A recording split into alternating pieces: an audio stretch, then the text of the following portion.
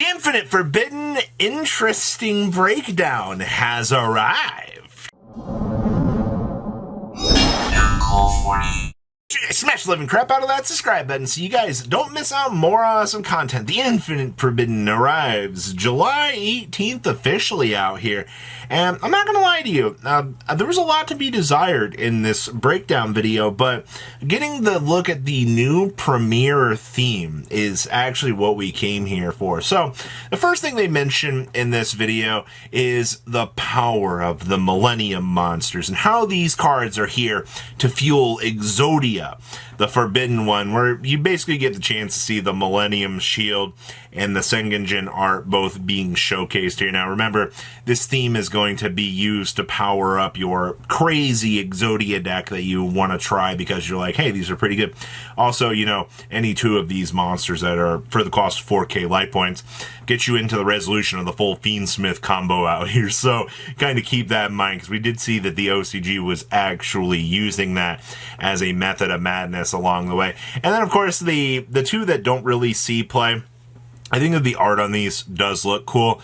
There has to be some cards within the set that aren't necessarily going to facilitate some sort of craziness along the way, but this, once again, is okay. Like, it's nice to know that we do have some of these. Now, Fiend Smith.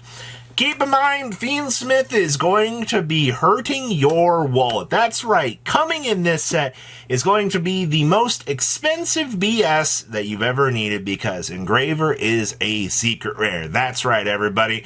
I hope that your wallet is effectively ready for you to do your thing. And of course, they did show off some very nice arts for a showcase for this. I'll be honest with you, I'm not too excited for these. I do think that these do leave a little bit to be desired out here. I am curious to know what rarity they're going to set up for these, but I am assuming that, you know, if we've already got Engraver set up as a secret rare, we're probably going to find ourselves with a couple of ultras along the way, especially, you know, the Link 1 that kind of facilitates all of this to kind of come together. If you're not expecting to see something like Tractus, the search card, you know, being set up to be that higher rarity slot either, I'm going to be very, very surprised.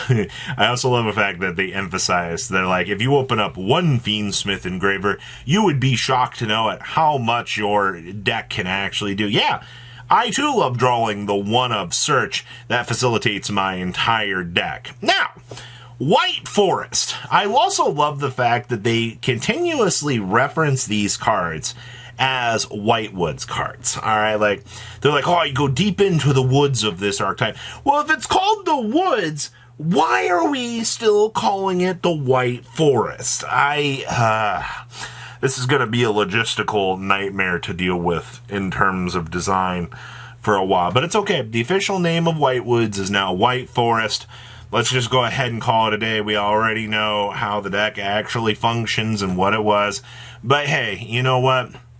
We got confirmation on that, so that's a W. In terms of this, we still don't have any rarities whatsoever on the Whitewoods front. I'm expecting both of these will probably be super rare status.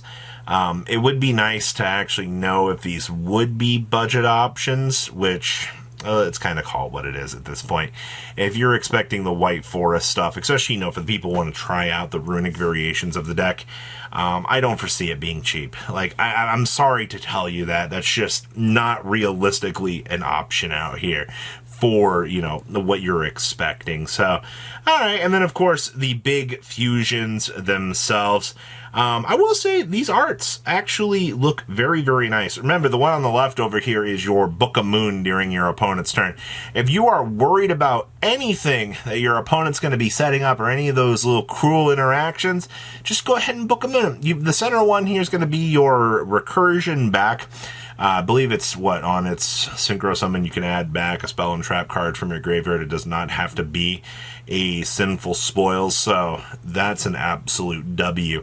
And it's like, actually, they did amazing design on this, and I believe Rize just searches for any spellcaster or / Sinful Spoils card. So overall, your theme being presented here, takes care of essentially everything that you want it to do. And I got to give it up for them. At least the White Forest stuff looks playable. We'll have to wait and see, though. Now, for your new world premiere theme, I'm going to be honest with you here. I didn't have much hope for this. They have been very, very quiet on the front of what they've been trying to push for this theme. You know, usually they'd be like, hey, it's like a fire or a dark or some sort of theme, but it's just like, hey, you're getting a new world premiere theme. All right. And the thing that we actually got with this theme actually really excites me out here, because we did confirm that this is going to be taking place out here in a dungeon, which, okay, but an actual dungeon? We're doing a D&D dive here? Is that what you're telling me? We're getting Yu-Gi-Oh's version of Dungeons and Dragons, quite possibly. Which, isn't this just what Labyrinth was? It was based on like a dungeon or something along the way. So our first art was pretty cool.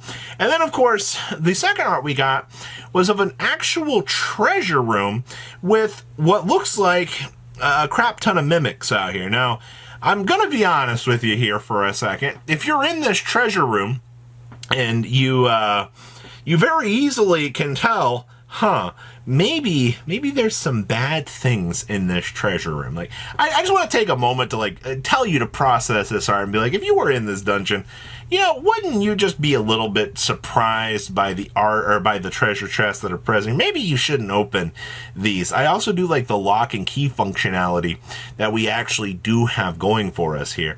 And then, of course, we got the picture of the super awesome gatekeeper that resides. Evidently, this is our dungeon master here. All right, this is going to be the guy that is going to be gatekeeping us and telling us to stay the hell away from any sort of actual value that his chest have. Now, do keep in mind his wand does have a key in it. I am wondering if that key is going to be an actual ability to open these things up. And I will say that this art does look a little bit more comical as opposed to, you know, a lot of the other stuff that we've kind of had presented to us here. It definitely, I wonder if this is the Pran Kids artist that they actually had do this. But overall, I'm curious to know what this theme is going to do. What level of unnecessary Yu-Gi-Oh are we going to get? And are we going to have to get key cards and trap cards to unlock these things? And are there going to be tokens involved? And of course, the new theme is called Mimighoul. Mimighoul. Wingle? Is this a copyright on Pokemon here? I'm not saying that it is, but the fact that we got the name for this, I like this a lot. This is cool. We also got a showcase for the unbridled power of the Light and Darkness Dragon. I'm going to be honest with you. I think this is the theme in here that I'm most excited about. Just on the back burner, because it's Light and Darkness Dragon support. Card looks amazing. We also got gimmick puppets and a beautiful showcase. Yeah, let's call it what it is. We all can't wait for the gimmick puppet FTK. Yay! How'd you lose out of locals? Well, my opponent high rolled me and just destroyed me, so it was a fun day. Of course, there was emphasis on the top hat hair and the ability to pull out these little negates out of its hat. I'm very curious to know if one of these is going to be a secret rare. Seems like a very Konami thing to pull out here. And then, of course, a showcase for the 3 power-ups for the deck build pack out here. We already know that Memento is going to be absolutely insane, and the other 2 are a little bit lackluster, but that's fine. It's pretty good to see that in the end. And then, of course, Infinite Forbidden Premiere Event is going to be July 13th and 14th, and of course, they are really emphasizing the fact that this is going to be legal for the NAWCQ this year, which is a wild thing out here to be thinking about, that, you know, this set is going to be such, just, hey, 2 days before the NAWCQ, I hope you guys have all the cards that you need out here for this, because it is going to be rough. So overall, interesting. No real crazy information, but the art reveals for the Mimighoul theme, I am in love with it. I love this. So please, leave a comment down below, tell me what you guys think, and I will see your beautiful faces back here in a day, guys. Peace out. Patrons, thank you.